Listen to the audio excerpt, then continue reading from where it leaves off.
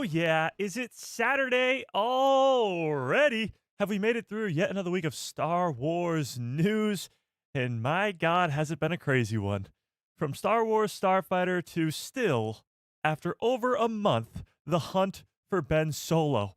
Yeah, that's right. The Star Wars fans have striked back again.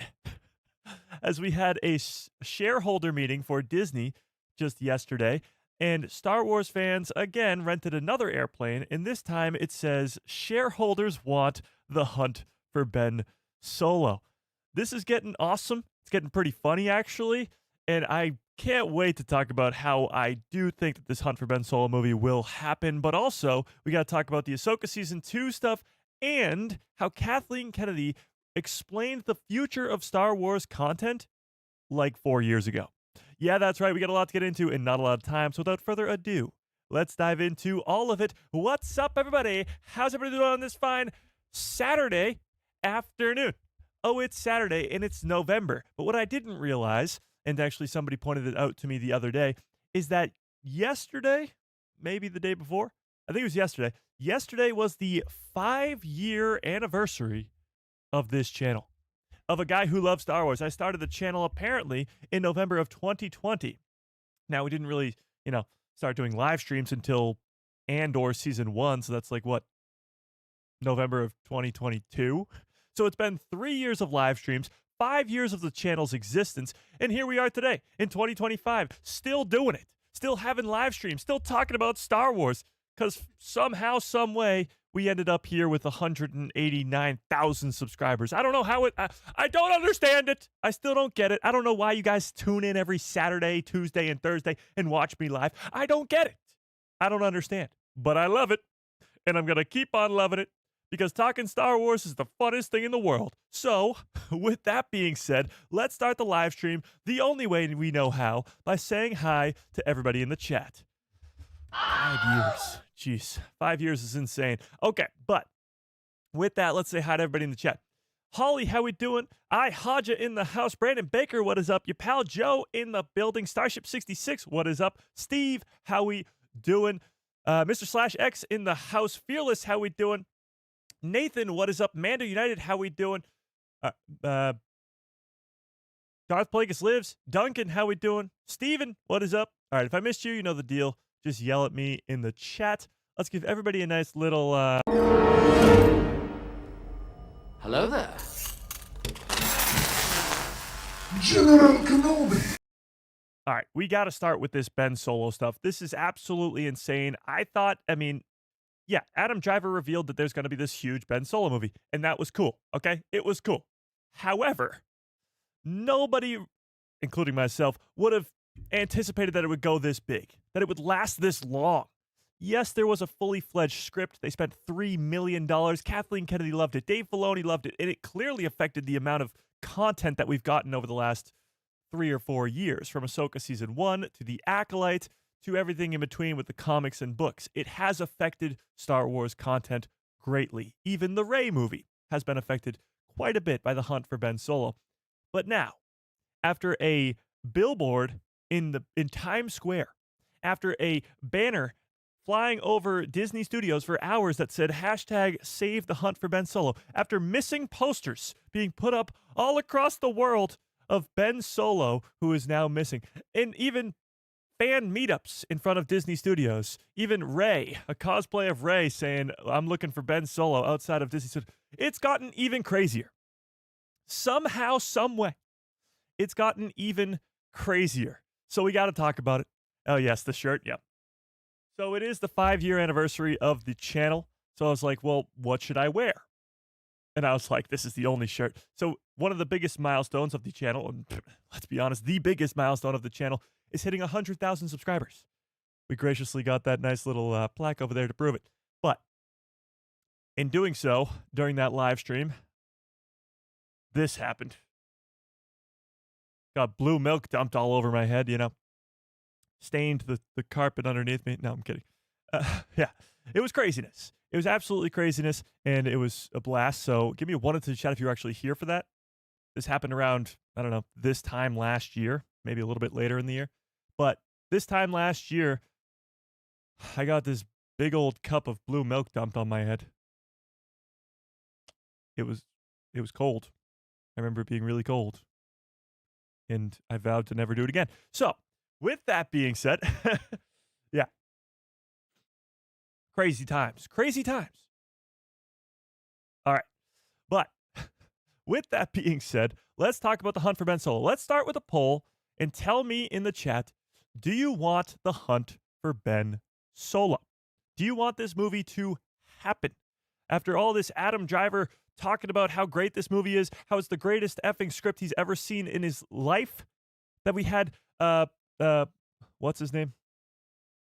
Oscar-winning director Steven Soderbergh, couldn't think of his name for a second, Scott Z. Burns paid $3 million to write a fully fledged script, and that script being done and ready to shoot. Do we want this movie? Let's put up a poll. Do you want the hunt for Ben Solo? Yes or no? So this is just, do you want it? No? Okay, interesting. Got a bunch of yeses, a few nos. 730 Evie, why not? That's a valid way to look at it. Here's how I see it. When you look at the post-sequel world, we talked about Starfighter on Thursday's live stream. We've talked about the Rey movie a million times over again because it's been delayed and pushed back and all this other stuff. When you talk about the post-sequel world, most people, now I say most because not everybody, because it's never been everybody when it comes to talking about Star Wars, most people would agree that if you're going to do a post-sequel world piece of content, the best thing you could do would be a Ben Solo project. The best thing you could possibly do would be something connected to the character of Kylo Ren, because he was the fan favorite character of the sequel trilogy. There's no denying that. Maybe Babu Frick, but he's more of a glub shitto than a main character.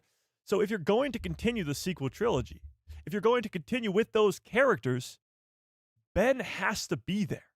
Because other than him, most fans weren't really fans of Rey or Finn or Rose or even Poe Dameron.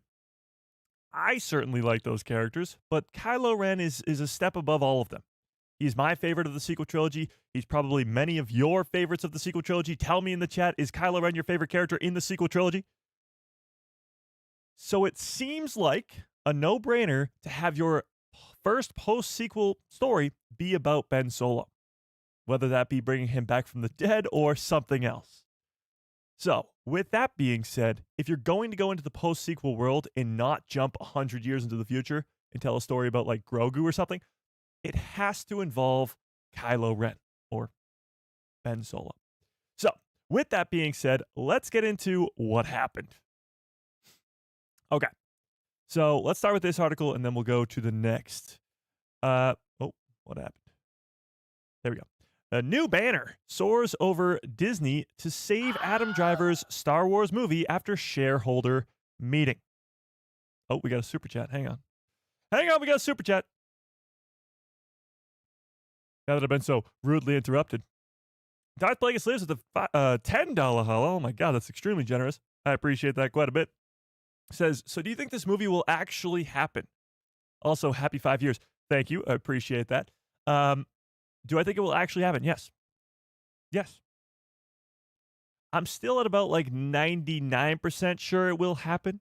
It's more a question to me of when it will happen, not if.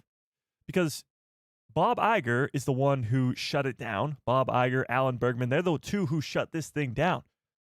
He's done after next year. His contract is up in 2026 and he will be replaced. And it's not like, oh, they'll just extend his contract, because Bob Iger was already the CEO of Disney for years before he stepped down in 2019 and then had to be brought back because it was such a shit show. So I think you're going to see Bob Iger leave the company next year, and whoever comes in next is going to see the writing on the wall, which is fans want this movie, and it's a no-brainer if you're going to do a post-sequel trilogy story with the fan favorite character from the sequel trilogy, and then it will get made. So I don't think it's a question of if this movie will get made. It's more a question of when it will get made. But that's just my take. I know many of you will disagree with that. Okay. Having said that, let's get to this article. Now that I've been so rudely interrupted. Just kidding. Super chats, memberships, keep the lights on over here, so I appreciate it. Okay. New banner soars over Disney to save Adam Driver's Star Wars movie after shareholder meeting. The hunt for Ben Solo is continuing, following the latest stunt by those fighting to bring this movie to life. In the latest act of fan defiance against Disney's decision to scrap the hunt for Ben Solo, a new banner has flown directly over Disney's Burbank headquarters just hours after the company's shareholder call. And Collider's Meredith Meredith was at the scene to report the message was impossible to miss. It's a plane with this giant banner flying behind it that says shareholders want the hunt for Ben Solo. So it's kind of hard to miss that, especially when it flies over the headquarters of Disney in Burbank. But let's keep reading. It's the boldest move yet in a fan-led campaign that's been steadily gaining traction since Star Wars actor Adam Driver confirmed the existence and subsequent cancellation of the project. The film, co-developed by Driver and Steven Soderbergh, would have explored Ben Solo's survival and search for atonement after the rise of Skywalker. Could be the world between worlds, could be something to do with the dyad, could be something completely different, we don't know. However, frequent Soderbergh collaborator, Scott Z. Burns, had reportedly been hired to write a script before Disney executives vetoed it. Despite enthusiasm from Kathleen Kennedy, Carrie Beck, and Dave Filoni, as this quote comes up, we presented the script to Lucasfilm. They loved the idea. They totally understood our angle and why we were doing it. We took it to Bob Iger and Alan Bergman, and they said no. They didn't see how Ben Solo was alive. Now, honestly, I can get not liking the characters of the sequel trilogy, not wanting a continuation of the sequels. That's perfectly fine. Like, if you don't like the sequels, that's one thing. But to sit here and say you can't possibly imagine how Ben Solo could be alive, I can imagine 10 different ways. I can imagine 30 different ways. This is Star Wars. No one's ever truly gone. As the fandom has recently said, there is no death in Star Wars. Now, I wholeheartedly disagree with that message because I think, many characters, if not all characters, die in Star Wars at some point. I mean, every main character of any Star Wars project ever has died. Luke Skywalker, Han, Leia, Anakin, Obi-Wan, Padme, all of them. They've all died. However, because of returns like Darth Maul, because of returns like Palpatine and Asajj Ventress and Ahsoka Tano even, you have people saying that no one ever really dies in Star Wars. So why is it so far-fetched to think that this character, Kylo Ren, one of only two of this mysterious dyad in the Force, cannot come back to life?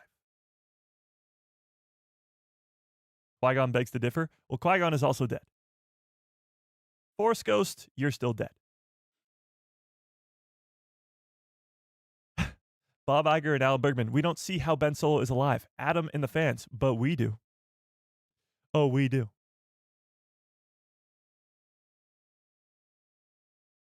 Indeed. Yeah, I kill off a lot of characters. I know I've gotten, over the last 5 years of this channel, I've gotten this reputation of killing off a lot of characters. I don't know why. Okay, I kind of know why. But here I am, still saying that a character like Ben Solo, with the world between worlds or even the dyad, could easily be brought back to life. Granted, does he really even die? His body disappears and he's not a Force ghost at the end of the movie.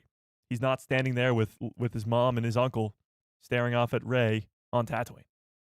Why not? Anakin is there with Yoda and Obi-Wan at the end of Return of the Jedi. Why isn't Ben Solo there at the end of Rise of Skywalker?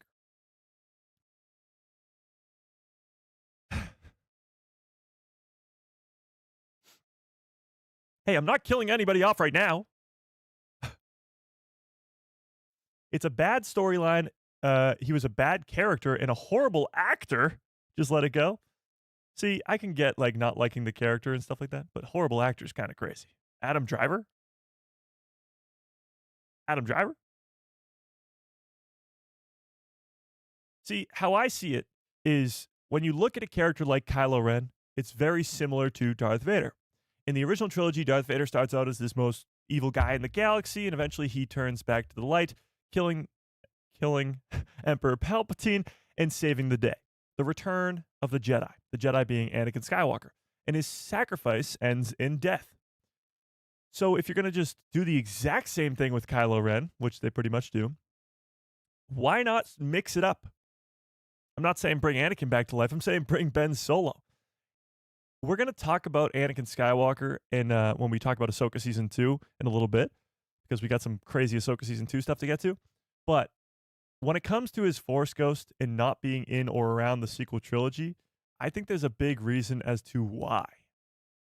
However, there is no reason as to why Ben Solo's Force Ghost is not appearing to Rey on Tatooine. And as we're getting a lot of post-sequel content, like we're getting a lot of post-original trilogy content right now with the Mandoverse, you're going to have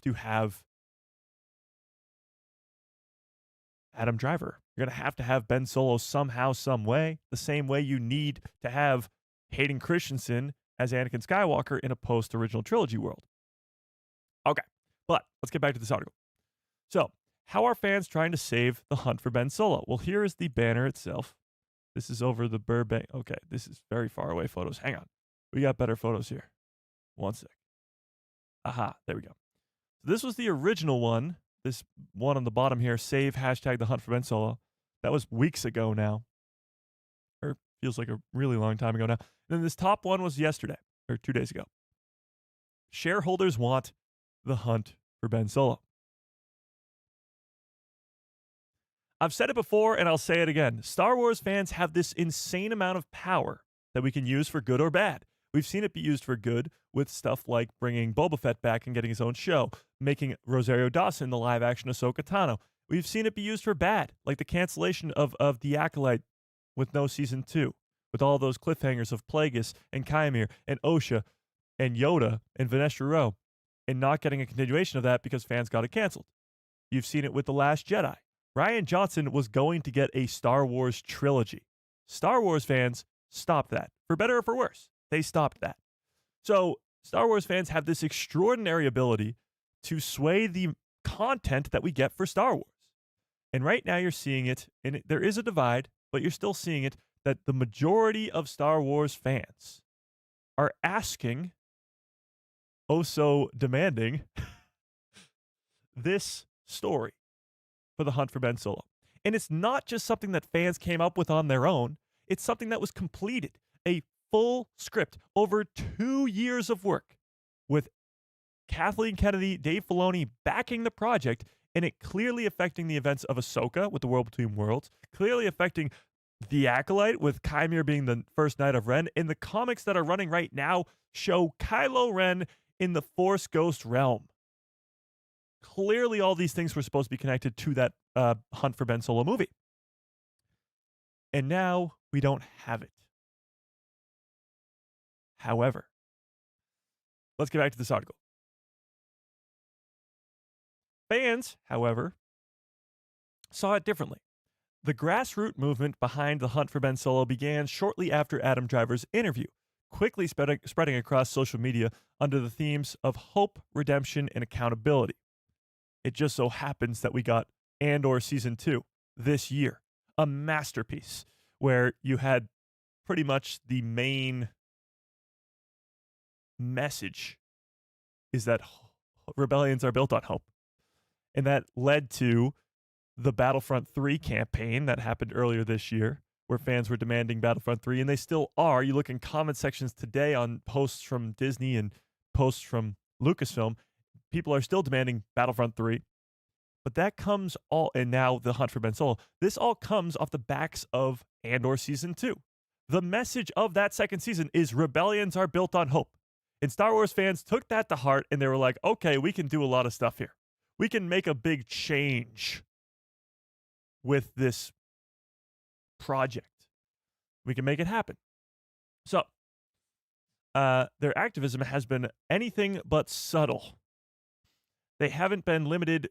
They haven't been limited to just campaigning for the film. They've been using momentum and simultaneously raising funds for the Palestine Children's Relief Fund too. Last month, a plane flew over California lot with the banner reading "Save #The Hunt for Ben Solo." Well, a massive digital billboard lit up on Times Square with the same demand.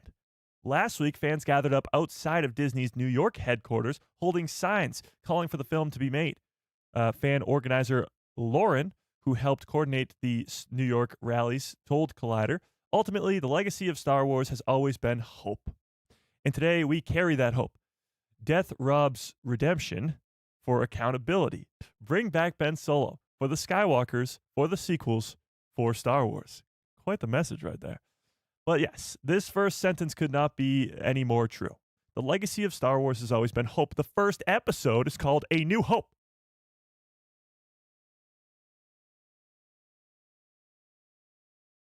I mean, come on. So it's always been the message of hope. And fans, whether you like the sequels or not, some who don't are really backing this project. They want this to happen. They want it bad. They want it bad. Yeah. So are we Ben Hunters instead of bounty hunters? Maybe. Possibly.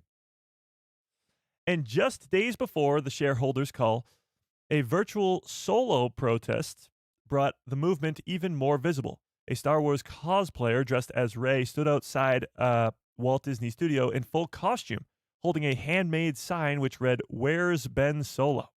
So Rey was literally looking for Ben Solo in real life. And we are not alone in this sentiment. During a Q&A for the third Knives Out movie, The Last Jedi director Rian Johnson offers his own support for the movie as he said this. We talked about this on Thursday, but take my money. "I only know what I read about it online, and I didn't know anything about it. But who knows how things are developed these days?" That's sort of what we're trying to do here. But man, I will watch Driver in anything, but I really have to see him play that character yet again. So stay tuned for more. So it's not just one thing. It's not just two things. It's not just the fact that we've gotten now 2 airplanes to fly for hours over Disney Studios demanding different things. We've gotten a Times Square billboard. But it's the idea that Star Wars fans can get behind something like this, a sequel project. The most divisive thing in Star Wars ever is the sequel trilogy, specifically The Last Jedi, but is the sequel trilogy in general. Whether you like it or not, you can't deny how insane it divided the Star Wars fandom. And this, now again, not 100% of people are on board, as you can tell. Even this poll in the chat right now is 65 to 35. 65% of you saying, yes, you do want this project. Still, not everybody's on board, but the majority is. And it's very strange to see the Star Wars fandom come together behind the idea of a sequel project. It honestly looks good because it's been 10 years since The Force Awakens. It seems like, Star Wars fans are sort of healing, for lack of a better word, coming together, being more united than ever, and less fighting. I mean, when it comes to Star Wars, it's such a big universe that Star Wars fans, they fight all the time, continuously. You go into any comment section, you're not going to find a friendly conversation, I'm sure. However, I mean, as we sit here on the 5-year anniversary of this channel, that was the goal in the first place, was to create a place where we could talk about Star Wars positively and not just get absolutely shit on for our personal opinions about Star Wars. But now you're seeing a very, very divisive topic like the sequel trilogy be backed by a lot of Star Wars fans together in a way that's not attacking anybody else. They're not saying if you don't want the hunt for Ben Solo, you're an idiot. They're not being like, if you don't like Ben Solo, you are stupid. You aren't even a Star Wars fan. No, none of that. None of that. They're just politely asking through airplane and posters and wanted signs, missing poster signs, politely asking to get this movie made. And it's not something that's so impossible to get made. Adam Driver's on board. Kathleen Kennedy, Dave Filoni are on board. And they spent $3 million to get this movie made over the course of 2 years. And we're going to get into this next article here about Kathleen Kennedy in a second, because it clearly has affected the future content for Star Wars. Whether this movie happens or not, it has affected everything. Remake 7, 8, and 9, that will never happen. As many people don't like the sequel trilogy, you still have people who do. And those movies all made $1 billion. Force Awakens making $2 billion. Those movies are not going anywhere, and those characters are so interconnected to the canon of Star Wars now. Even the Mandoverse stuff has references to the sequel trilogy with the Snoke stuff, and even the Bad Batch, which takes place like 50 years before, has references to the sequel trilogy. So yeah, that'll never happen. However, I still see it as the sequel trilogy is not my favorite. It's actually my least favorite trilogy of the Star Wars universe. However, I see a lot of plot holes / fixable issues in those movies. Stuff like the dagger from Ochi of Bastoon in Rise of Skywalker, that's explained already. So it's already made better. The Knights of Ren was just explained in a comic a couple weeks ago, which we went over last week. Stuff like that just makes the sequels better. So imagine if we got, like for the prequel trilogy, a 7-season Clone Wars type animated show for the sequels. How much better that would make the sequel trilogy. Because for me, the prequels is sort of what I grew up on, so it's kind of hard to not love the prequels. But I know there's a lot of people out there that don't like the prequels. And the Clone Wars, 7 seasons of content, right smack dab in the middle, certainly helps. Even the Bad Batch, which takes place post-prequel trilogy, helps the prequels as well. So post-sequel content, pre-sequel content is only going to benefit. Yeah. And when it comes to Luke's character, I don't like where he ended up in The Last Jedi because of the lack of explanation for it. I don't like the fact that just because his nephew had a bad dream or a few bad dreams, he ends up becoming an old hermit on Ahch-To. I don't like that. So I need there to be more, and I think there will be. I think there will. Maybe Starfighter with the Amy Adams stuff could be part of that. But either way, if you explain a Luke Skywalker Jedi Temple show where you see this slow, steady fall to the dark side of Ben Solo being manipulated by Palpatine in his head, and Luke has some idea of what that is, and maybe, just maybe, he finds out that Snoke was a creation from his hand that got cut off on Hoth, and he knows that if his blood or anything of his body gets taken by Palpatine, he can create a whole force-sensitive clone army of Snokes. So he has to go into hiding like anything. Any more that I can get for why Luke goes into hiding, I am all for. Yeah. Jen says, yeah, I don't love the prequel stuff and Clone Wars stuff. It's only fine to me. To the point, different folks enjoy different parts of the story. Exactly.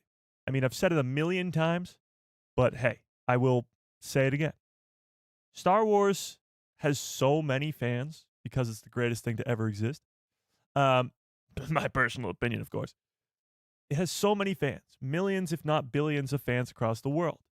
And I can guarantee you, you can't put 1 million people in a room and they have the same opinion about anything. I always compare it to food. You look at food. Maybe somebody likes sushi. Maybe somebody hates sushi. I always bring up pineapple on pizza because I love pineapple on pizza. And I know it makes all of you hate me, but what are you going to do? Pineapple on pizza is the best. But some people absolutely hate it. And it's the exact same thing. Revenge of the Sith is my favorite Star Wars movie. Some people despise it with every bone in their being. And it's the same when it comes to The Last Jedi. Some people absolutely love it. It's their favorite Star Wars movie ever. And some people could not watch it. A single frame. Yeah. Dom, I appreciate that. Yeah. There you have it.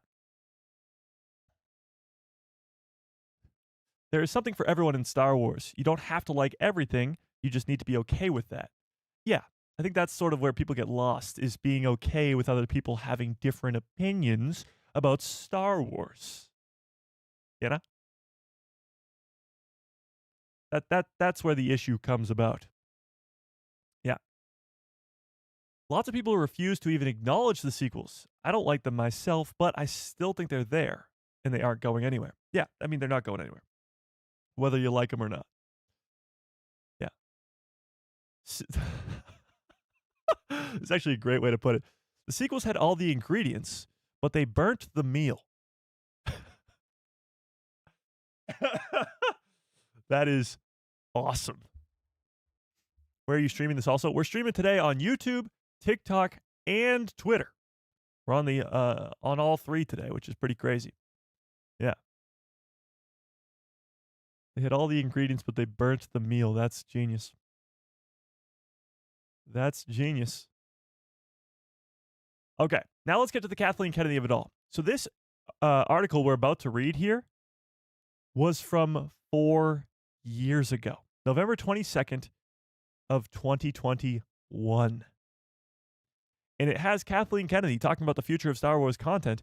And as we know now about this Ben Solo movie, which probably was starting development in November of 2021 or in 2021 in general, because it went on for 2 years, 2021 to 2023, that clearly she's talking about a future of sequel characters, probably the hunt for Ben Solo, but also Rey, Finn, and Poe, etc. All right? Yeah. So let's take a look at this. From 4 years ago, Kathleen Kennedy talks emotional Obi-Wan Kenobi return and suggests that Star Wars sequel trilogy characters could return. So this is around the time of the Kenobi series. Kenobi came out in spring of 2022. So this is fall/winter of 2021. So if there is one thing that got everybody talking on Disney Plus Day this year, which was 2021, was the behind-the-scenes look at the upcoming Obi-Wan Kenobi series. Sounds so crazy to talk about that like it's happening right now, because it's not. However, bringing none other than Ewan McGregor and Hayden Christensen back to the Star Wars universe as Jedi Master Obi-Wan Kenobi and fallen Padawan/Sith Lord Anakin, or Vader, as he prefers to be called at this point in the Skywalker saga timeline, respectively. Having starred together in the... All right, we'll skip all this stuff and get to the goods. You had Book of Boba Fett coming up, too. That actually probably just started at that point. But Lucasfilm boss Kathleen Kennedy opened up about the emotional reunion of Ewan McGregor and Hayden Christensen on set and then slipped back into those iconic flowing robes, as she says this. The thing that was most exciting was being on the set and watching the two of them get excited. So this is, again, still about Kenobi. But they hadn't seen one another for a long time. I was surprised at just how incredibly emotional it was for each of them to find themselves back in these roles and just realizing how important Star Wars is to each of them. It was the beginning of their careers. True. But also to the point where Star Wars has this emotional connection to all people. But for Ewan and Hayden, it is what their careers are. You know? Like that's what their careers are always going to be known for, even though they've done other things, of course. Ewan more than Hayden, but still, they're going to be known for Star Wars forever. So, well, Obi-Wan Kenobi is springing from the prequel trilogy, and Rogue One prequel of Andor bookends the original trilogy with its post-Return of the Jedi Mandoverse shows. It sounds like there may be more stories coming involving the crew introduced in the most recent sequel trilogy, which wrapped up on the big screen with The Rise of Skywalker in 2019. So here's what Kathleen Kennedy had to say 4 years ago about the sequel trilogy characters returning. Certainly, those are not characters we are going to forget, teased Kathleen Kennedy at the of that third generation of Star Wars heroes. They live on. And those are conversations that are going on with the creative team as well. The Force is as strong as ever. So this is 2021. This is when talks just about were starting for the hunt for Ben Solo. Now, since this article, in the last 4 years, we have got zip. Nada when it comes to sequel trilogy content. Some people might be like, yeah, good. Woohoo, no sequels, thank God. And others might be like, what the hell? The Rey movie, which was supposed to be our first post-sequel movie, was announced 2.5 years ago? A long, long time ago. Not in a galaxy far, far away, but a long, long time ago. The Rey movie was announced 2.5 years ago. Has it even filmed yet? No. Has it gone through a million different writers? Yes. Has it been delayed a million times? Yes. However, we are now getting Star Wars Starfighter, which takes place 5 years after The Rise of Skywalker, and that will come out in 2027. So 6 years after Kathleen Kennedy, assured us the sequel trilogies are coming, the sequel characters are coming back, and they won't be forgotten about, we're going to get a post-sequel story. 6 years. So what I think's happening here was at the time the creative teams in talks was Adam Driver, was Soderbergh, and they had just started writing the script for that movie.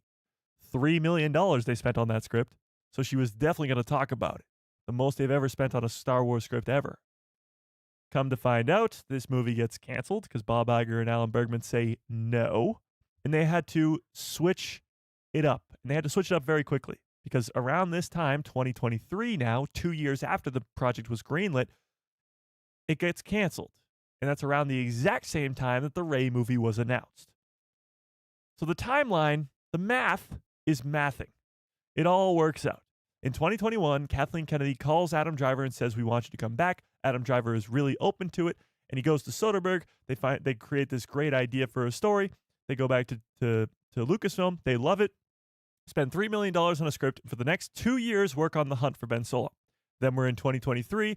The movie gets canceled by Bob Iger and Alan Bergman, and then they have to announce a new Star Wars movie, and they have to go with the Rey movie, the next best option, the next main character of the sequel trilogy. And since 2023, there has been nothing about the Rey movie in its development in over 2.5 years. So there's the timeline. And that brings us to today, 2025, where Adam Driver reveals all of this to the audience, to the fans. And now the fans have taken their own, taking it into their own hands, doing crazy stuff like this. Now, as the poll says in the chat right now, almost 70% of you do want this Hunt for Ben Solo movie, and I do too. However, there's a difference between wanting something and actually getting it. So I'm going to put up a slightly different poll here, because about 70% of you do want this Hunt for Ben Solo movie. I'm going to put up a slightly different poll here. Do you think we will actually get the Hunt for Ben Solo? Now, take all your, emotional connection to this stuff out of it. Think logically and tell me, yes or no. Do you think this Hunt for Ben Solo movie will actually happen? I have an answer for you. No hope. No hopes and dreams. Will it happen? And while you do so, let me pull this up. There is even more backing from not just fans, but actors. Take a look at this. Yeah, we had Rian Johnson, of course, back it up and all that. But we have even more. Oh, wait, what? Oh, here we go. Take a look at this. Hello, Star Wars fans. It's Jonas Swillam here, and some of you asked me if I would be up for seeing the movie The Hunt for Ben Solo happen, and the answer is yes. Yes. That sounds like such a cool idea for a film, and I would love to see it myself. We'll have to see if we get to see it. We have to see if enough excitement is generated and need for it. And then, but hopefully, who knows what will happen in the future. And I hope that one day we'll get to see more Star Wars stories. Okay, first things first. Before it goes again. Do we know who this is, chat? Does anybody in the chat know who this is?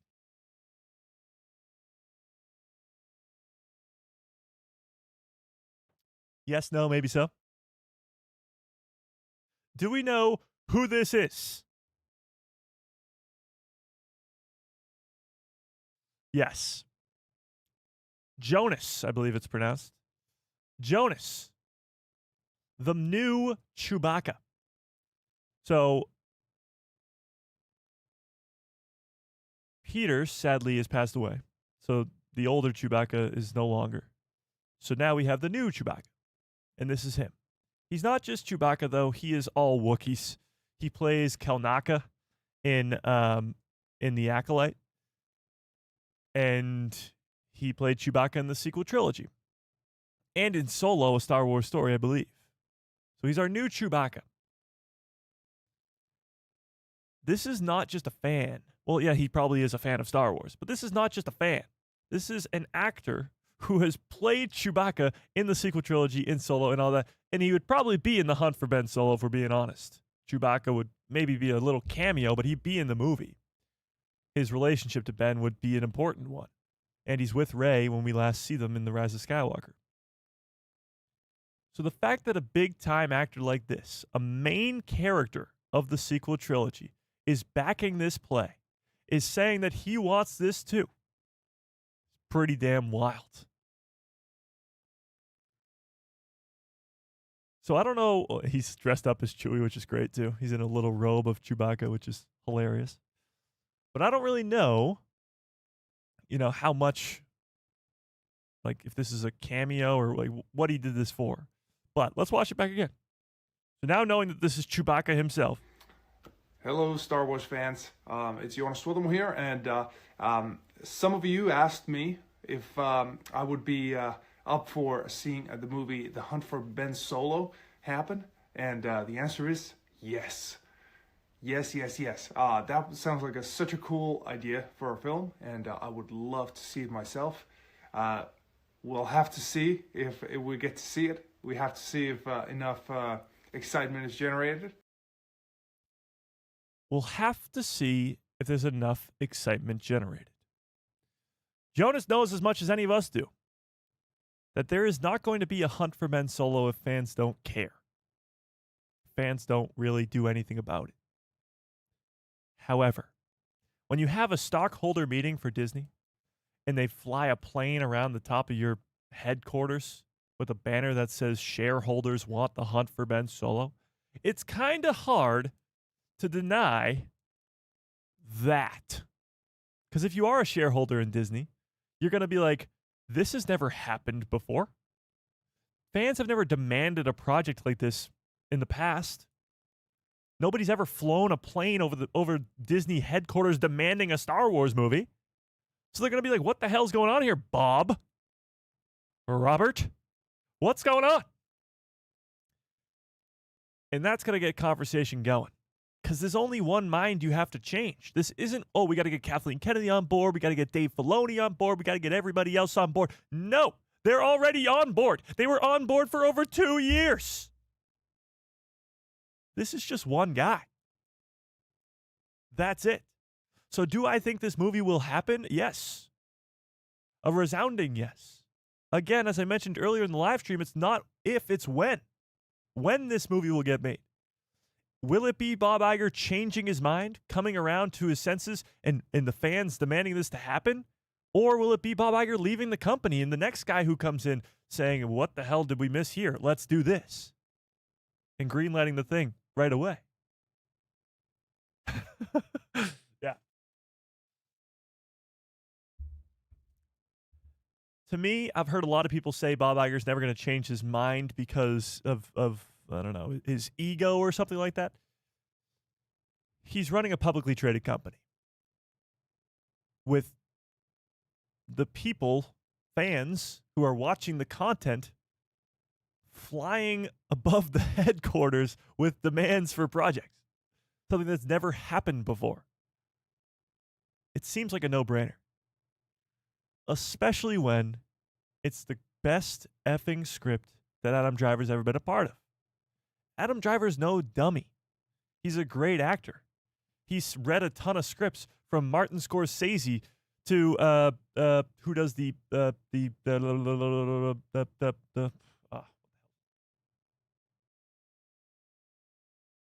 does the Alien movies? Or no, not the Alien movies. Who does the Gladiator movies? He's read a lot of great scripts from a lot of great writers and directors. We'll put it that way. Can't think of his name. Either way, to say that this is the greatest script he's ever been a part of should be enough. Not just how you bring him back, but should be enough. House Black, what's up? Who's on your shirt? It's me. Yeah. So this is the 5-year anniversary of the Guy Who Loves Star Wars YouTube channel. So this was the most iconic moment in channel history where I dumped blue milk on my head, or Sam dumped blue milk on my head. Coppola? No. He did work with Coppola, but somebody else. What the hell's his name? I don't know.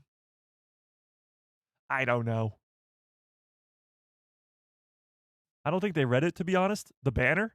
Oh, there is no way that Bob Iger, that the shareholders, that anybody at Lucasfilm or Disney have not seen this. Like, that they're not blind. This comes across their desk immediately. They probably saw it before we did. They probably knew that this was happening before we... Oh, Ridley Scott. Yes, thank you. Oh my God, that was killing me. Ridley Scott. That was the name I was looking for. Thank you very much. Yeah. That was going to hurt my brain. Ridley Scott. But there's no way they didn't catch this. Literally no way. Yeah. Did he work with Sam Raimi? I didn't know that. Do you think they'll announce it if they start developing The Hunt for Ben Solo, or will they keep it a secret? They will 100% announce it because they can't let this keep on going. Star Wars fans are crazy people. I'm a crazy person. You know, I'm not that crazy, but I'm a little crazy. And it can get bad really quickly. Like, this is just a little innocent, a plane flying with a banner trailing behind it. It could get ugly really quickly. So if they're going to do The Hunt for Ben Solo, they better announce it the second that it gets greenlit, because this could get ugly really fast. Like, you could have, instead of shareholders want The Hunt for Ben Solo, it could be like, bleepity bleep bleep bleepity bleep, like, it could be really, really bad. So I think they will not try to keep it a secret. They will actually try and promote the hell out of it to get people on board, more people than already are, because this could get bad really quickly. Yeah. At least we're hoping. Yeah. So that's what's really crazy to me, is you have Kathleen Kennedy 4 years ago talking about how the sequel content is coming. They're working on creative teams right now. Discussions are going on. Those discussions are The Hunt for Ben Solo. That's what was happening 4 years ago. And now all of it has just become a lot more clearer. We've figured it out. All things are lining up nicely now. So with that, let's switch gears a little bit here to Ahsoka Season 2. Ahsoka Season 2, as many of you know, is my most anticipated project by far. Ahsoka Season 1 is one of my favorite pieces of Star Wars content ever. In the cliffhangers it leaves us on for Season 2 with Abeloth and Thrawn as the heir to the Empire, and a war in our Star Wars, and all the leaks we've gotten over the last couple weeks have got me so ridiculously excited. But we got two things to talk about today. One about Rory McCann and his involvement with Star Wars, becoming the new Baylan Skoll, and also Anakin. Because Anakin's Force Ghost going into Ahsoka Season 2 is one of the biggest mysteries that I have. And it needs to be explained. Yeah. Was that blue milk for hitting 100K? Yes. So we hit 100K, and on that live stream, I got blue milk dumped all over my head. It was something. It was something. Okay, but. So let's talk about Ahsoka Season 2. Snips, exactly. Exactly. It was kind of weird looking back, because this blue milk was sold limitedly for like a couple weeks, and it just so happened to be the couple weeks that we hit 100K in. Like, what are the chances of that? Crazy. Coincidence? I think yes. All right, so let's take a look at this. Let's start with the Baylan Skoll stuff first, and then we'll go from there. So this news dropped yesterday. Yeah, yesterday. This is pretty damn wild. So, give me a 1 into the chat if you remember the character of Brazo from Andor. Now, spoiler alert, he does die in Andor Season 2. Actually, very early on in the season. Was it the first 3 episodes he dies in? Maybe. Either way, he dies very early on in the second season of Andor, but he's Cassian's like best friend. guys know who I'm talking about? All right, cool. Yeah, you guys get it. You got it. I guess Darth Houtini does not. Okay, sure. Whatever. This is pretty wild. Check this out. Rory McCann filmed scenes for Andor. He filmed scenes as Brazo. Oh, hang on. What's happening? Fixed it. In Andor, he was then digitally replaced due to an injury. So our upcoming Ahsoka Season 2 Baylan Skoll was originally going to be in Andor. Take a look. Rory McCann, most known for playing the Hound in Game of Thrones, had been cast for Season 1 of Andor as Brazo, Ferrix's exemplary citizen and Cassian's loyal friend. We learned this week, but after filming a few scenes, he had to drop out of the role with Joplin Sibtain, great name, taking over later. This was revealed by Sibtain himself. I usually would go with his first name, but I feel like his first name's even harder to say. Either way, it was revealed by Brazo himself in Star Wars Sessions podcast, who explained that McCain had to exit the series to go into emergency surgery. So he said this.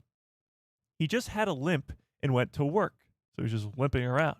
They did a scan on it, and the consultant said, if you don't have this operated on, you're going to not be able to walk. So this isn't like, oh, this was going to happen. He was ready to be Brazo in Andor, and then the doctor told him he could not walk. Crazy. Perhaps the funniest bit of the story is, after he got the role, when McCann couldn't continue, the Andor team digitally inserted Subtain's face on the top of the Hound's. He explained as follows. They reshot it.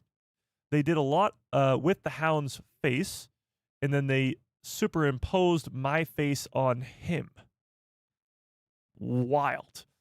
As you might know, this was not the end for Rory McCann in his Star Wars adventure. The actor was cast earlier this year as Baylan Skoll, taking over from his friend Ray Stevenson, who played the part in Season 1, who passed away 3 months before the season premiered in 2023. Sibtain was originally going to play a smaller part in Andor before he got the upgrade in screen time. So he was going to play, I guess, a different role until he got Brazo. He returned as Brazo for the first 3 episodes of Season 2, which premiered earlier this year, where, of course, he died. Pretty wild.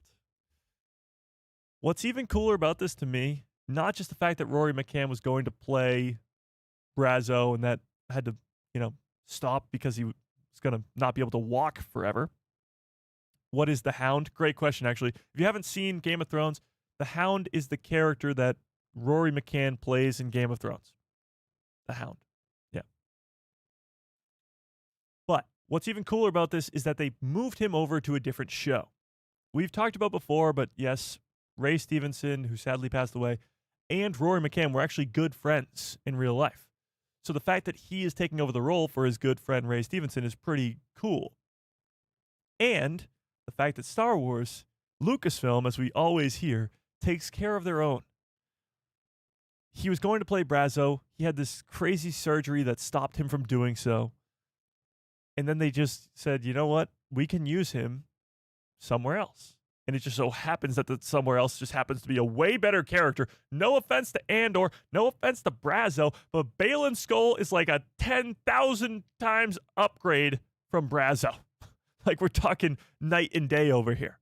So it's a huge upgrade for Rory McCann, but still, I think he's going to do a great job. We've talked about this before, but you look at like the one image that we have from Star Wars Celebration of him in the costume.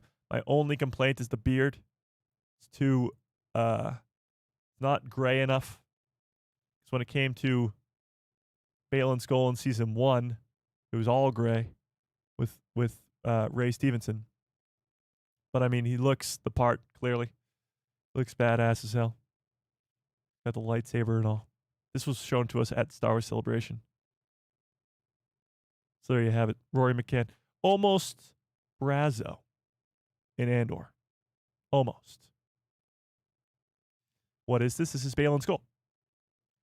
This is your new Baylan Skoll.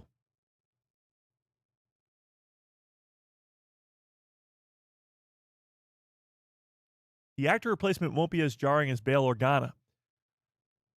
I don't know. I'm always, opposed to replacing an actor or a character in general just because, I don't want that to happen. If you can avoid it, don't do it. That's sort of, how I look at it. But I don't know. It's just weird to me that you're looking at something like Bail Organa, who's sort of a pretty important character, if you ask me, in the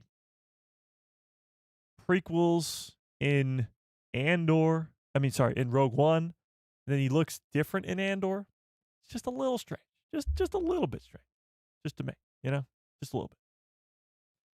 So Baylan Skoll, I think, is going to have maybe a similar thing going on here, but hopefully not nearly to the same level, because you have such a great performance from Ray Stevenson in season 1, and I don't think you're going to have a huge drop-off in performance, at least, when it comes to Rory McCann.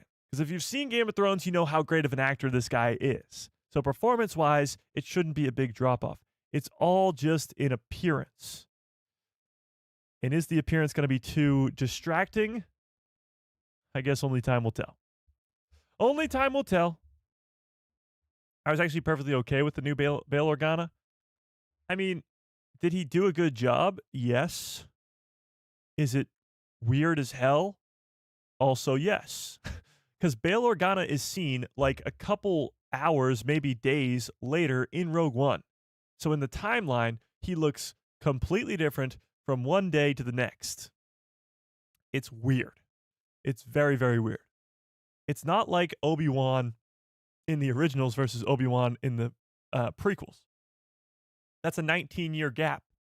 Or I guess it's a 10-year gap from Kenobi to A New Hope. So I think we'll see how they do it. I think Rory's going to do a great job. It's just a visual aspect. That's the problem. And it doesn't help that Ray Stevenson did an extraordinary job with the character in season 1.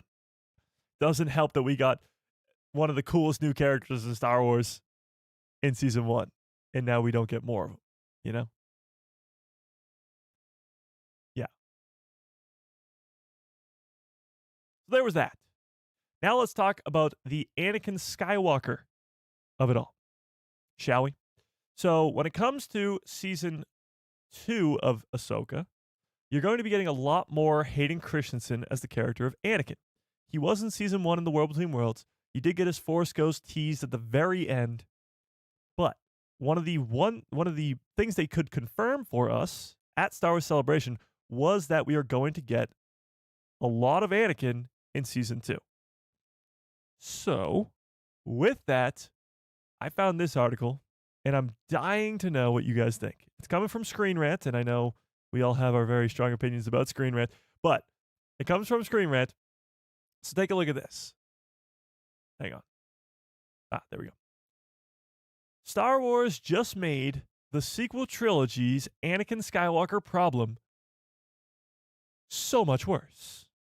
Let's see if we agree with this. 6 years after the release of The Rise of Skywalker, the sequel trilogy's Anakin Skywalker problem has only grown a lot worse. I agree with that. The fact that Anakin is nowhere to be seen in that trilogy except for when he calls out to Rey, I believe, at the end. It's weird that he's not involved. And there needs to be an explanation. And if we know anybody who can explain where characters are, or I should say, why they aren't there, it's Dave Filoni. He's done it with Ahsoka and Rex in the prequels and in the originals. He's done it with the entire Ghost crew, Hera, Chopper, Ezra, Zeb, and Sabine, R.I.P. Kanan. But why they're not in the original trilogy, he's done it over and over and over again. So for this guy to come in and explain why Anakin's not in the sequels, it's probably like, another day in the office. But I digress. As the chosen one who defeated the Sith in Return of the Jedi, Anakin's minimal presence in the sequels already felt somewhat strange. Now, new Star Wars stories are arguably making this absence even bigger. The entire sequel trilogy, Anakin Skywalker only had one off-screen line when he's talking to Rey. Across the entire sequel trilogy, Anakin only appears in 2019's Rise of Skywalker as a disembodied voice amongst several other Jedi voices. Anakin tells Rey, "Bring back the balance, Rey, as I did." And that's it. That's all the Anakin that we get. That's it.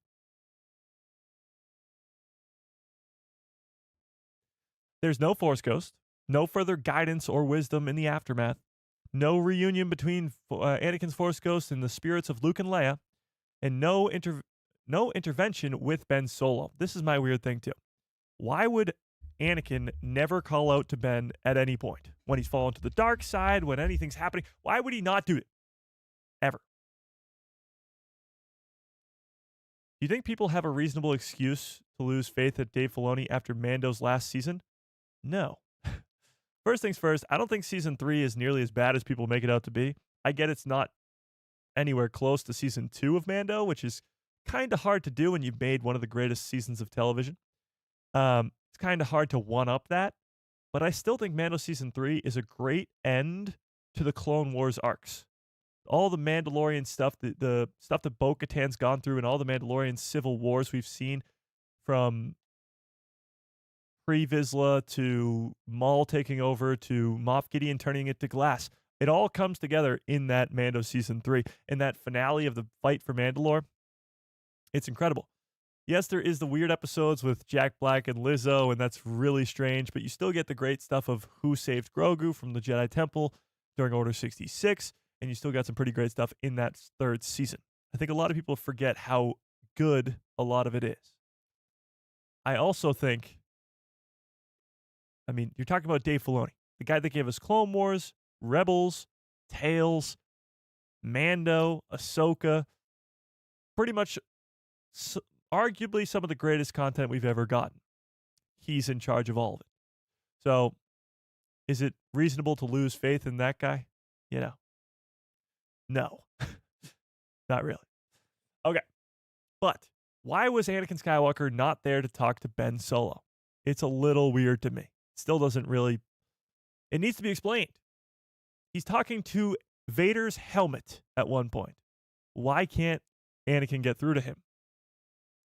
Allowing his grandson to finally witness the true spirit of his grandfather at the end of the movie would be cool. For a Jedi character confirmed to be an active Force ghost after Return of the Jedi, Anakin's absence was pretty strange. You do see Yoda's Force ghost, but even in the sequels, you don't see Obi-Wan's. Also strange. Before The Rise of Skywalker's release, there was a widespread assumption that he would have at least shown up in the final episode of the entire Skywalker saga. As such, many felt that the single off-screen line of dialogue above was not nearly enough for the Anakin Skywalker character. Luke Skywalker lost his entire Jedi Academy and faith in the Jedi Order, falling into years of despair, and Anakin says nothing to him? That's weird. Meanwhile, Ben Solo becomes obsessed with Darth Vader's legacy, leaving his uncle and becoming Snoke's apprentice, while also being manipulated through Vader's helmet by Palpatine himself, and Anakin's Force Ghost does nothing? Says nothing to him? That's weird. You'd think Anakin would try to stop his grandson from idolizing the worst version of himself. Overall, the absence of his spirit in the sequels makes Anakin's prior redemption feel quite disconnected in relation to the sequel era. Additionally, future Star Wars stories have since featured Anakin's Force Ghost, Ahsoka, making the problem even more pronounced. Now, I don't know if this article is going to go into it, but I think there is a solution here. I think the Ahsoka Season 2 specifically can fix this issue. Well, let's keep reading and then I'll give you that. Tell me in the chat, how do you think they can fix this? How can they create an explanation for where Anakin was during the entire sequel trilogy? Despite his large absence in the sequels, Anakin's Force Ghost had been seen elsewhere in Star Wars canon, like in a comic where he helps a group of beings escape the remnant of Darth Vader's castle. Skywalker's spirit also appeared in 2022's novel Shadow of the Sith by Adam Christopher, which, by the way, Adam Christopher, this book is incredible. I've brought it up a million times on the live stream. Right here. This book is incredible. Explains Ochi of Bastoon, explains the dagger, and it makes the sequels, to me, at least a million times better already. But, having said that, because it explains so many of the flaws in Rise of Skywalker, Adam Christopher just dropped his latest book a couple days ago, which is Master of Evil, and I finally have been able to tap into it a little bit. I'm not that far in. I'm only on like chapter 2, but I only started today. So, there's that. So, Shadow of the Sith, with Anakin saving Luke from Sith wraiths, who after his son was drawn to the planet of Exegol. So if you haven't read this book, pretty much what happens is Luke goes to Tython to sit on the Seeing Stone. Yeah, the same Seeing Stone that Grogu sat on in Mando Season 2. He goes and sits on the Seeing Stone, and he gets transported to Exegol. There he comes into contact with, we don't really know if it's like he's actually physically there, which he can't be, right? Because he's meditating on Tython? I don't know.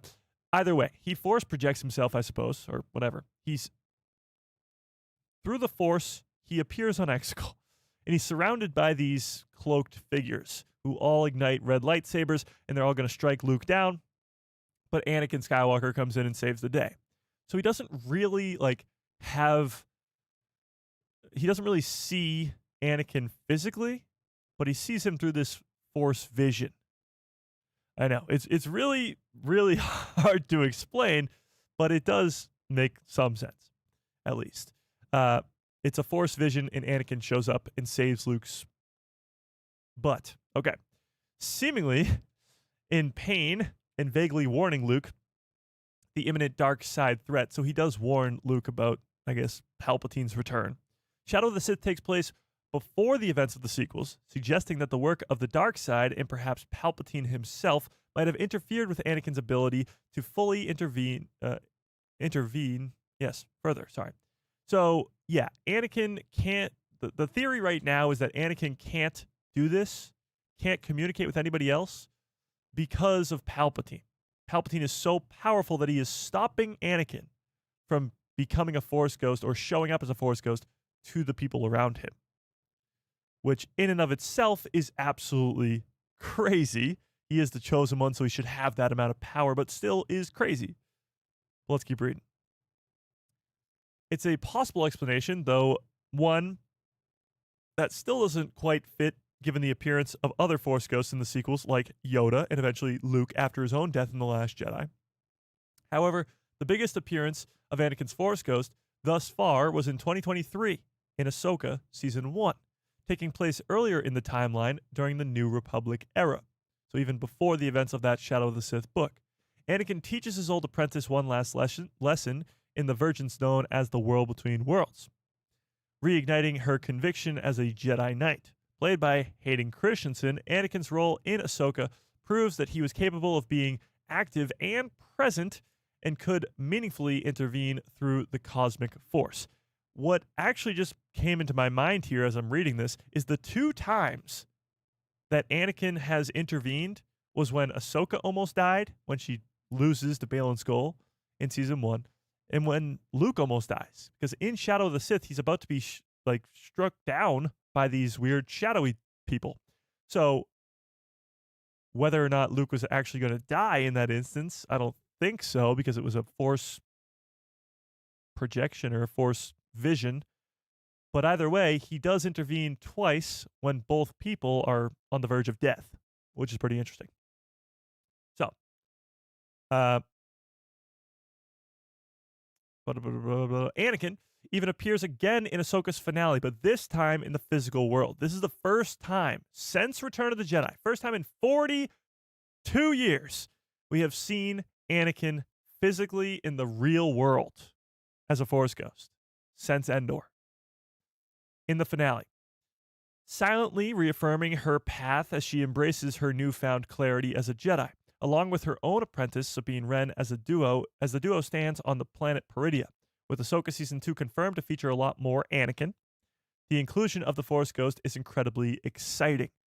So, it also can go back to a little bit what happened in Kenobi.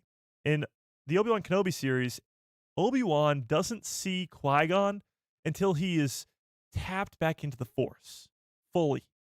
Because he's an old hermit, he's buried his lightsabers in the desert. Although he still has the ability to use the Force, he's not fully tapped in. So it's not until he does, when he's buried alive by Vader in that finale, and then he gets out and, beats Vader, and it's a great lightsaber duel. It's not until then he can see Qui-Gon Jinn's Force Ghost. Even in The Last Jedi, it's not until Luke fully taps back into the Force when he can see Yoda's Force Ghost.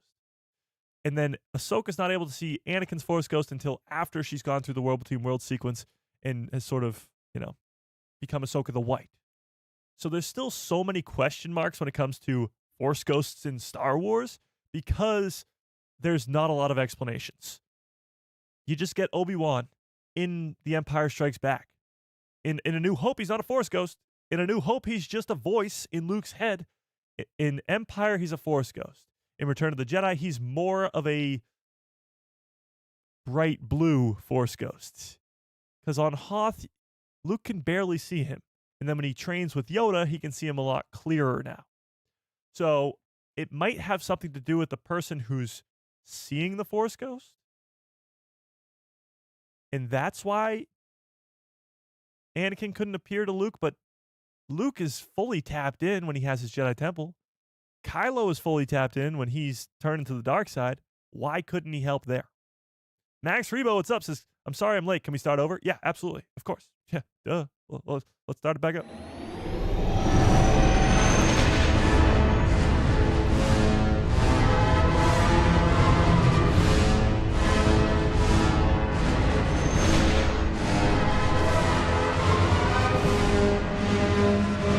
You guys see this? I updated the thing. I updated the logo thing. You see that? I updated the whole thing. Okay, sorry. Just a little thing I was excited about, but Max Rebo, be on time next time.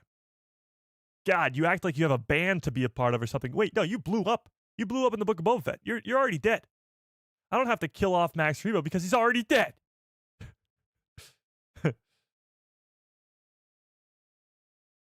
Where was I? Now that I've been so rudely interrupted. At the time, it adds the ongoing Star Wars problem. If Anakin's Force Ghost could help Ahsoka and others, why did he do nothing during the sequel era aside from a quick bit of encouragement in the 11th hour when Rey needed it most, I suppose? Mason, what's up? I also love Star Wars. Coincidence? I think not. However, yeah.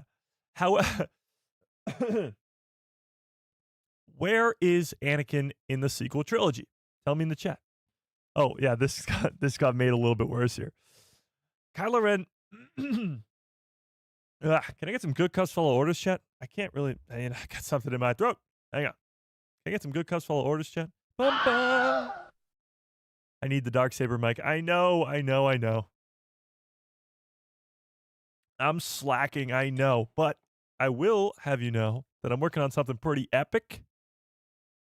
So that's about it. That's all I'm giving you for now. It has to do with the hunt for Ben Solo. I'll give you that much. And it's the coolest thing I've ever done. In the 5 years of this channel, which we're celebrating today, it's the coolest thing I've ever done. So keep that in mind. Okay, let's keep reading. Kylo Ren just made the Anakin problem even worse with the latest Legacy of Vader comic. 20-month membership badge from Fearless. Appreciate that. Because he enters this Force Ghost realm and has a conversation with Luke Skywalker.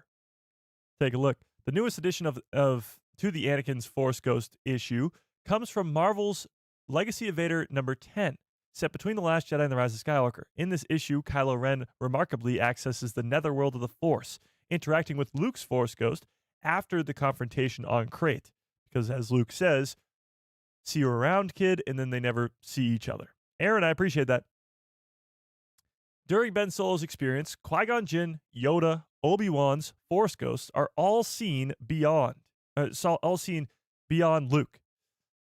Each is clearly recognizable presence within the cosmic force as the primary Jedi spirits we knew of in the established canon, except for Anakin, who's nowhere to be found. This adds so much more to this mystery. The fact that when Ben Solo enters the netherworld of the Force, where all these Force ghosts are, you see Qui-Gon, you see Obi-Wan, you see Yoda, you see Luke, but Anakin is nowhere to be seen. There's Qui-Gon. I think that's Luke. There's Yoda. And I guess that's Obi-Wan? Sure. There you go. Anakin is nowhere to be seen. Very weird. The new Star Wars comic does feature a hooded Jedi who briefly speaks to Luke, though it is doubtful and wouldn't make sense. The reason Anakin is likely excluded was to avoid breaking canon, maintaining Kylo Ren's dark side path and Vader's obsession until his redemption in The Rise of Skywalker. So the explanation that they're saying here is that he's not there because he's still obsessed with following his obsession with Darth Vader. So you can't have Anakin be in the good guy place in the Force Ghost realm because that would confirm to Kylo Ren that Anakin is a good guy and he can't know that. I think this is completely wrong. I think there's a real reason why Anakin's not there because he's doing something else. And this brings us to Ahsoka Season 2.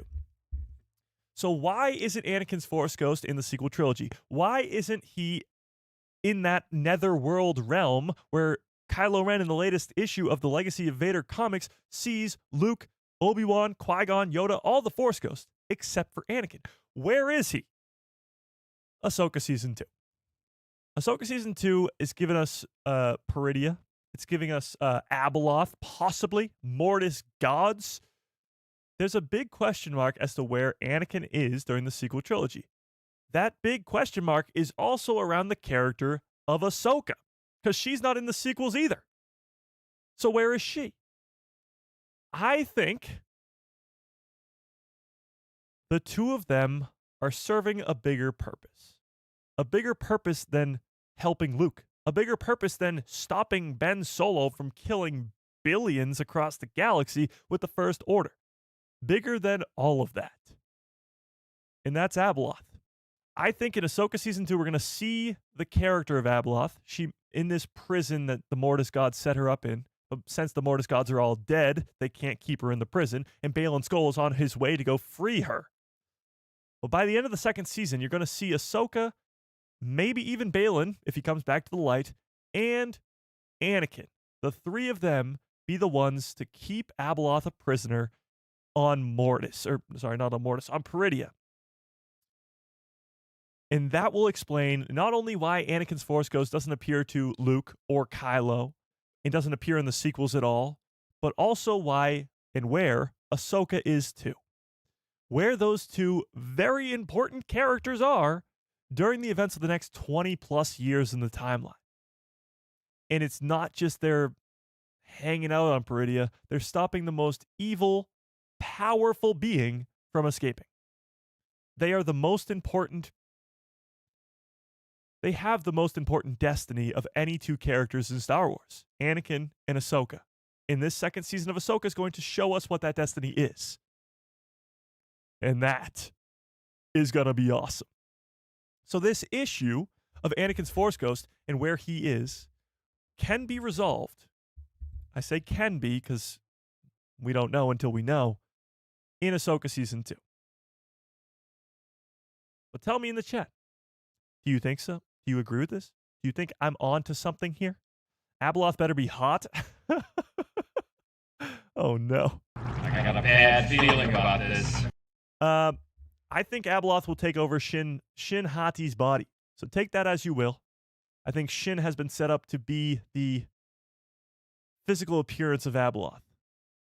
I just don't know, even with the chosen one, Anakin Skywalker, and his apprentice, Ahsoka Tano, and even with the help of Baylan Skoll, I don't know how the three of them will be able to keep Abeloth a prisoner.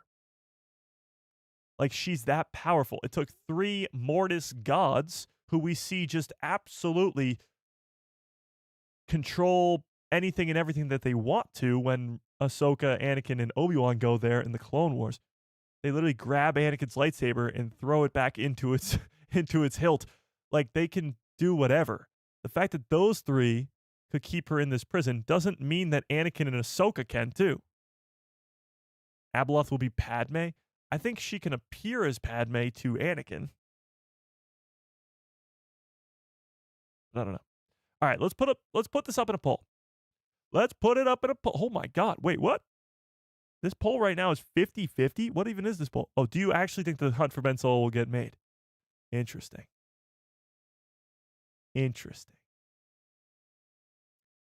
Well, we have the sister, who is Ahsoka. Anakin is the father, so who is the brother? Galen Merrick? Well, no. Galen Merrick is definitely not coming to canon. Star Killer, that is. However, I don't think it has to be a son, daughter, and father type deal.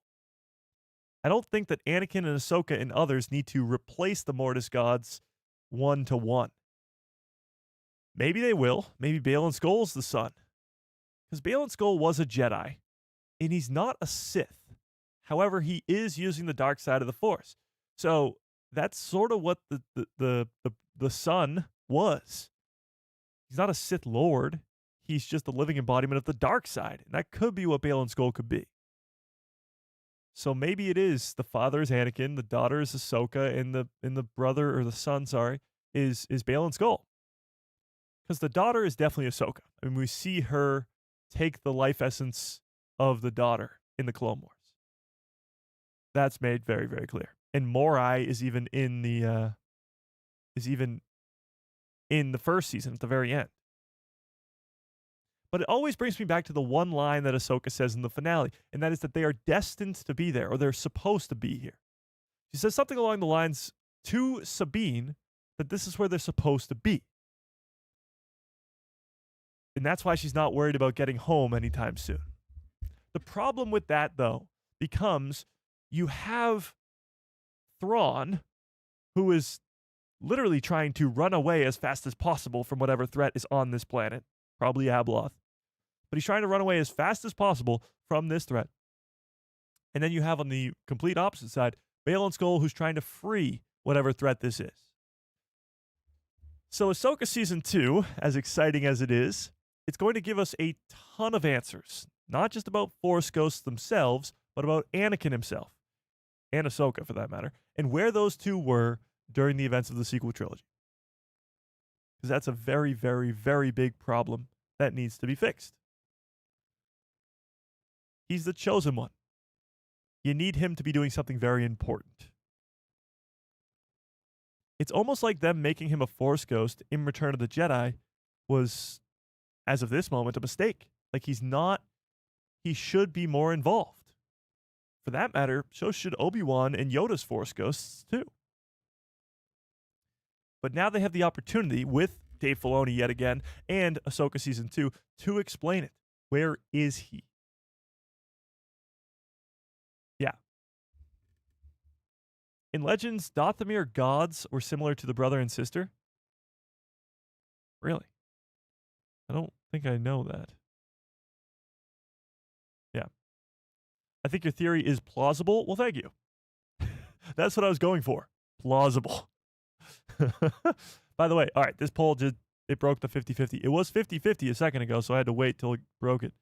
51% of you think it will actually happen, and 49% say it won't. We shall see. We shall see. All right, let me put up a poll. Do you think Anakin and Ahsoka will have to stay on Peridia? Peridia. I think that's how you spell it. I don't even know. Peridia forever. Yes or no? Do you think the rest of Ahsoka and Anakin's stories will be on Peridia? It's almost impossible to end the story of the Chosen One. The redemption in Return of the Jedi is perfection, but then you made him a Force Ghost. So that Force Ghost has to be important, has to do something. And that something could be what he was destined to actually do. The Chosen One prophecy is something that's created by the Jedi themselves. It's not something real. It's just something that they made up. The real Chosen One prophecy that we learn about in the Clone Wars is that he is supposed to take over for the Mortis gods. He's supposed to take over for the Father as he dies. That's why he's created by the Force itself, to take over for the Father. So after after all the Mortis gods die, and he spends the next 23 years going crazy as Darth Vader across the galaxy, killing all the Jedi and then ending the Sith as well, it's almost as if he has to go back to what his true legacy is, to what his real destiny was as the Chosen One, and that is to be the Father. And one of those, I guess, jobs that he has as the Father is to protect the rest of the galaxy from this insanely powerful threat in Abeloth. This whole theory, though, does hinder on the fact that this is Abeloth, that this is what we're waiting for here. Because it could not be. I mean, it could be something else. It could be. Yeah. I did hear Morai will play an actual role, that an owl could have some crazy Force powers that might help against Abeloth.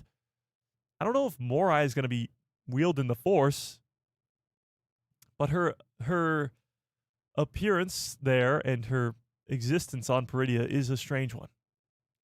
Wherever Morai is, tends to be somewhere important. She's in the World Between Worlds with Ezra. She's somewhere else in Rebels. I can't think of it, but it's somewhere important as well. By the way, 65% of you right now think that this is where their story will end. Now, my follow-up question to that is this a good ending? For the Chosen One himself, Anakin Skywalker, and his apprentice Ahsoka Tano, is this where you want their stories to end? As being the most important security guards of all time, protecting the entire universe, multiple galaxies from Abeloth? Is that a good end? Is that where they should be destined to be? What do we think?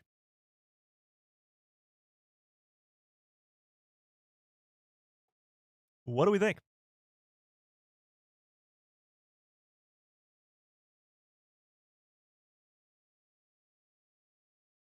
Actually, we didn't finish this article, so hang on. Let me read the rest of this.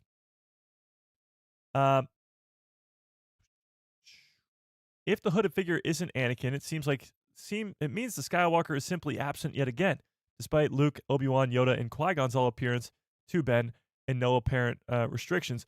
The absence feels incredibly intentional, yet goes unexplained beyond the speculation that the legacy of Vader writer Charles Soule, who likely told not to feature Anakin, perhaps due to the Force Ghost ongoing story in Ahsoka. That would make a lot of sense. Also, by the way, Charles Soule, somebody brought this up to me earlier. Charles Soule also is backing the Hunt for Ben Solo movie. But Anakin Skywalker's grandson spent the bulk of the sequels drowning in darkness, manipulated by Darth Vader's legacy and Palpatine in the shadows, and Anakin's nowhere to be found. Combine that with Luke's self-imposed exile for years until The Last Jedi, it makes the Chosen One seem strangely uninvolved in one of the most personal crises his family has ever faced. Like, he should be the one who's helping out. Even if it's just the will of the Force itself preventing Anakin's Force Ghost from intervening at certain times, a clear and solid explanation would be most welcome at some point. And that point, to me, is Ahsoka. Ahsoka Season 2 has the ability to answer all of our questions. Morai is like Dobby? Oh my god. Being the father brings balance to the Force. He's supposed to, yeah. I mean, that's the goal, I suppose. I suppose. She's at the very end of the Clone Wars. Oh, that's where it was. Yes, when Anakin ignites the Vader ignites the lightsaber that she gave to Ahsoka that she left behind. Morai's right above him. I do remember that. So still, even when Anakin is Vader, Morai, or the daughter, or I guess a symbol of the daughter, is taunting Anakin or reminding Anakin what his true prophecy is, which is to be that father, to be the living embodiment of the balance between the dark side and the light. So for me, I think this is the perfect way to do it. If you're going to have an explanation for where Anakin is and it be a good one, him and Ahsoka, two very important characters in the Star Wars timeline who aren't in the sequel trilogy, could be protecting the galaxy from the most evil threat ever. Now, the problem is you're going to have to explain that in season 2. Explain that Abeloth is that powerful. And doing that is going to be very hard because Palpatine is like, we know how crazy Palpatine is. You see him in The Rise of Skywalker when he does the lightning bolts out of his hands and it takes down all the different ships on Exegol at the same time. He is extremely powerful. So how do you show in 8 episodes that Abeloth is a bigger threat than Palpatine or anybody else we've seen before, and that the most important place that Anakin and Ahsoka can be is protecting the rest of the galaxy from this threat?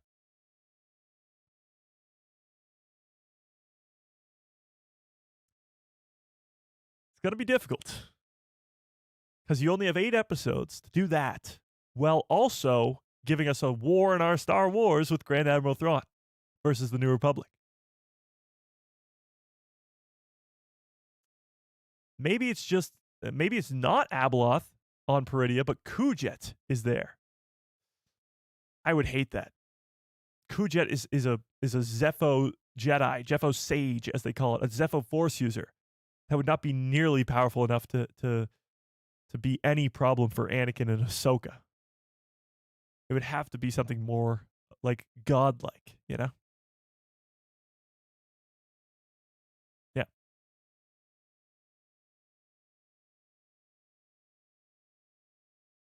I don't know.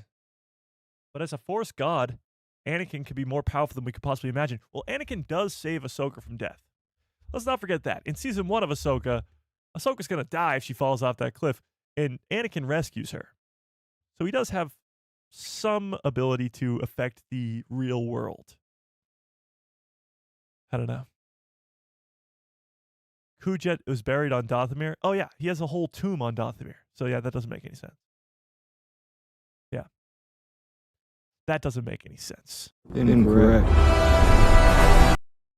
Exactly. That guy. That guy needs to be the most important character in the universe, as he is. But it needs to be explained better. I'm actually kind of shocked. 65% of you still agree with me that you think Anakin and Ahsoka's story will come to an end as they will forever be on Peridia watching over whatever's in this prison. That's crazy. That's crazy.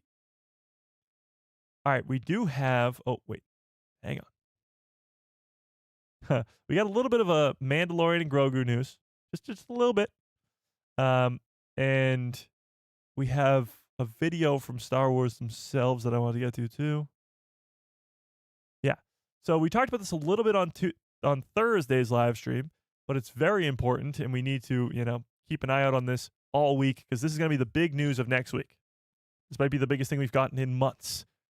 The Mandalorian and Grogu will be the next big feature in Empire Magazine next week. So this coming Thursday, November 20th, will be the Empire Magazine for The Mandalorian and Grogu, which is enormous because with these Empire Magazine stuff, they always give us looks at the movie or show or whatever it is. They give us like pictures from the movie that are new, and sometimes, if we're lucky, we could be getting some new scenes entirely from this upcoming Mandalorian and Grogu movie. Because although we talk about leaks for Ahsoka Season 2 all day long, for the Mandalorian and Grogu, they can keep a secret. Like, they're keeping a lot of secrets. So keep in mind that that is coming out on Thursday, which is very, very cool. Hopefully get a good look at the Mandalorian and Grogu. And Zootopia 2 is coming out into theaters. And a poster for the Mandalorian and Grogu has been created to promote this movie. Now, I did watch Zootopia 1. I didn't really know that there was a Zootopia 2 coming out. However, take a look at this. Let's take a closer look here. The Pandalorian and Growlgoo. Growlgoo? Sure. Let's zoom in some more here. Starring Panda Pascal, nice, as Dingo Jaren, and what the hell does that say?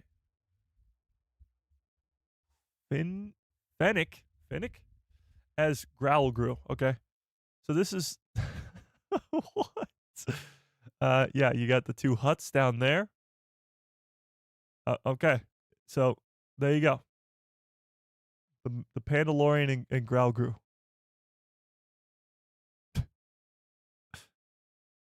Yeah, so there's that. It is cool though because the Zootopia 2 is another Pixar movie or maybe just Disney animation, I don't know. But they're promoting The Mandalorian and Grogu. What are we still like 6 months? 7 months? 7 months away from The Mandalorian and Grogu. And they're promoting it in promotions for their other movies. Like we're still 7 months away. Yeah. Indeed. Okay. There was that, and then there was one more Mandalorian and Grogu thing. Maybe not. Oh yeah, we got this video from Star Wars themselves. Let's take a look at this.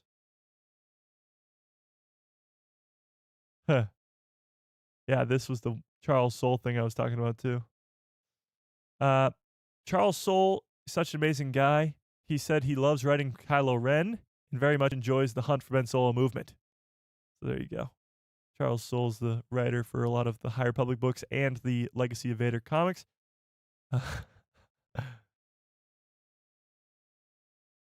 Yeah. So somebody posted this attached to it. Charles Soule is on board. They're tallying up all the people. Matthew Wood, Ryan Johnson, Jonas, Charles. They're all on board. Okay. But, as I was saying, Star Wars posted this video.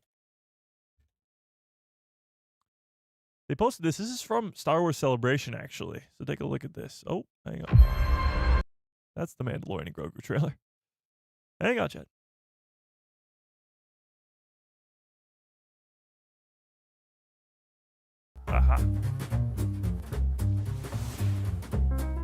Ah, it's for me. Look. So this was for, like, they planned this in advance. This is for the holiday season, and they got all the people who were at Star Wars Celebration to open some gifts while they were there so that they would, have this video ready to go. They got Diego Luna, they got Rosario Dawson, So they I got get to Jon open it now? Favreau, they It's got an unboxing. Alan Tudyk. Is it breakable? I love the wrapping paper. Mandalorian, Ahsoka. Thank you very much. You got Sam Should I Witwer. tear it open? Oh, wow. Oh, shut up! Oh my God. Play-Doh! Test pilot outfit. I actually could cry a bit. Amazing. That's right, I'm doing it. I'm gonna pull him out. Free the head. Oh, look, he's running. That's pretty cool. I mean, it's just them opening gifts, which is like, nothing better than getting a Star Wars gift for the holidays or a birthday or anything. It's Disney, not Pixar. Okay, cool. That's what I thought. That's what I thought. Okay. Denise, yeah.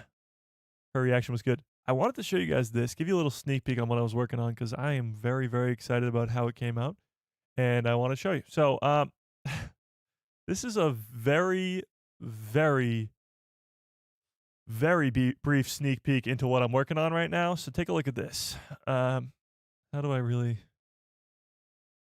We'll just go like this. So if you recognize what this is the World Between Worlds.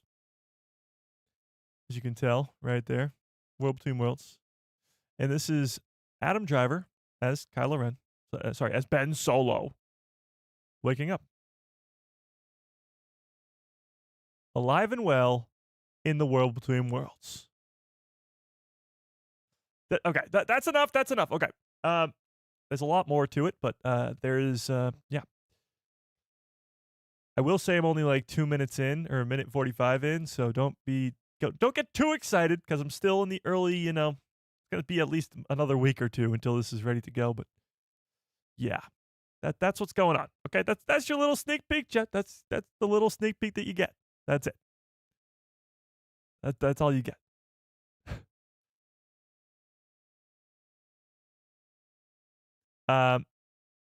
By the way, 57% of you do think that Anakin and Ahsoka will stay on Peridia forever. That's pretty wild. But we did that. I think we got to everything I wanted to get to today, which is pretty wild. We don't usually do that. Okay, if you are not yet in the Discord, there's a link in the description below to a Discord called The People Who Love Star Wars. Go join it immediately. This was quite the live stream. I mean, for a week where nothing enormous happened, we talked about some pretty crazy stuff today with the whole, Hunt for Ben Solo stuff continuing to go crazy. But in a week where we didn't get any trailers, where we didn't get any actual confirmed announcements from Disney themselves, it's still crazy to be a Star Wars fan. The leaks and rumors and all the greatness that comes out from the upcoming Star Wars projects, it feels different to be a Star Wars fan over the last couple, years. Maybe it's because I have this channel. Maybe it's because I'm more connected with Star Wars fans like yourselves. But it really is the greatest time to be a Star Wars fan. We just celebrated the 6-year anniversary of Disney Plus. The amount of Star Wars content we've gotten on Disney Plus for the last 6 years is insane. But we really have it good. We have it good as Star Wars fans. So don't forget about that. Don't, when you're like, don't forget, Don't forget. Just nerds nerding out. Exactly. If you want to keep the nerding out continuing, go join that Discord and keep the conversation going there. So, yeah. Yeah. Okay. But until next time, hope you have a great rest of your evening. Smash a freaking like in the stream. How many likes do we have, chat? Am I gonna be upset? Smash a freaking like in the stream if you have not already. What the heck? Only 43 likes. We got like 60 people here right now. What? Smash a freaking like in the stream. My God. What, did we forget or something? It's Saturday? You think you can take the day off? God. But until next time, may the Force be with you. Always.